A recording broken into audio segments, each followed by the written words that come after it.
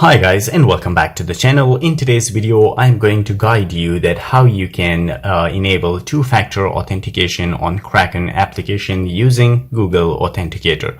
So without wasting any time, let's begin our video. First, you need to open your Kraken application on your device. Once you do so, you need to tap on account right at the bottom. This settings menu will appear. You need to scroll down where you will find security. Tap on security. And here you will find Authenticator app. You need to tap on that one. From here, you need to tap Add Authenticator app, and it will bring you here. They say get an authentication and Authenticator app first. You need to download the Google Authenticator application on your device first. Once you do so, all you need to do is to copy the code, and then you need to go to the Google Authenticator here.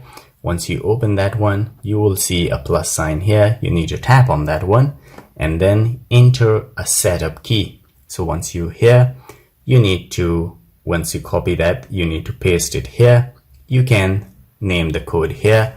I will name it Kraken. And once you name that one, all you need to do is to tap on add the key.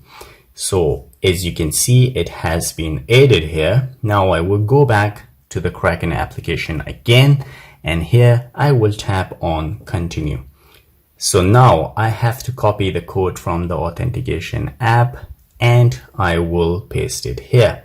So you need to come here and then tap and hold for a long time. It will copy the code. You need to come here and all you need to do is to paste it here. Once you do, you need to tap on enter. And now as you can see, they say Authenticator app has been added.